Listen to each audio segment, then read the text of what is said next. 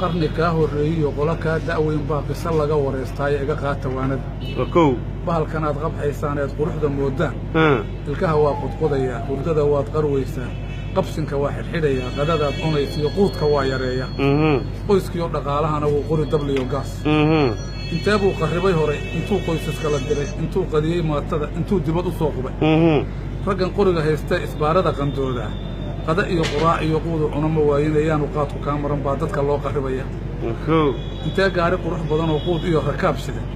xabad lagu qacsiiyo taayiradu qarxeen oo qoladii dul saarray qudhoodii ku waayeen allahu akbar soomaali qaablay giddi wada qarribanay qurun iyo dhibjecelay qorraxdii timaadaba lacag qiimaloo adag baan diyaarada ku qaadnaa waxaan gaajo qaadayno oon wax kaaga qabanay quutulyoonna noqonayn baan ku soo qaadannaayo waan ku wada qamowna allahu akbar intee gabar qurxoonayd oo qoyskeedu jecel yahay qamaray ina adeen qaad baanu wadannaa noo gogol qolkaagii qaxwihiina noo kari hadal lagu qatalay oo lacag lagu qarribayo iyadoon qaadil loo geyn qodobkiiba laga jaray allahu akbar dumarkii qurxoonaayo qolkoodii ku jiri jiray dibadduu u soo qubay qorrax meelahoo kulul laamiyada qarkooday gambarrada qandoodaa madaxaa qaar bannaanyahoo xishoodba waa ka quustayna bal khasaaraha hadday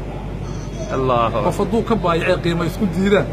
waaba qurun baqaasiya waaba qaad caseeye war qofkana muxuu yahay caybay ku qubayaan allela anaa kaaga markhaatiya intee dumarka waaftoo qaraarkiisi baratoo markay qarash u waayeen qol udgoon karaysto gogol quruxsan fidiyo barkimooyin qaato faraha qaar casaysto qiiq udgoonna shidato qaar ugu tagaayo qayb loo jaraayo ku qayilay jirkoodii inaa lillahi wa innaa ilaahi baalku inuu qarriban yahay oo shay qaraar yahay qodob baad ku garataa waa kow neef qiimo weynoo qarash adag ku kacayo qoys iyo ku filan labo ruuxii aad u qali lahayd iyo saaxiibkaaga qaaliya laan uu qaniiniyo qori waad u diiddaa qofna yuusan kugu arag baad guntiga ugu qarisaa maanta kaad ka qaaddee haddaan soo qadimayaa dhaar ugu qadiidana berri waa iska qarisaayo qolqolkaad ka qaydha alla maxaad ru sheeg ubadkii qurxoonaa inay diinta qaataan qur-aankana dareershaan iyo qumanaasha laga rabay qashin habari tuurtiyo qurun bay aruushaan adeer bacda qaada adiguna anna qori isiibay ku qarwaan habeenkii waa carruurta yaryar qaarna waxay yidhaahdaan habeenkan qaniinaan akhriyaa qur-aankoo waaba quutul owliya anna waxaan baqirayaa qamradiiyo xashiishkaba inuu qodoba dheeryahay anaa kaaga markhaatiya ninka qiil u haysto adigaan wax qarinayn qumaati aanu baarnee bal kitaabka soo qabo oo sukankeen adigoon qadaynoo aan quraacna helino qoyskiina wax u geyn qalqaaladaad helaysiyo qarash wixii ku soo mara qaadkii aad ka bixisaa ma kuu quud xalaalaa mise waa qori dabliyo naar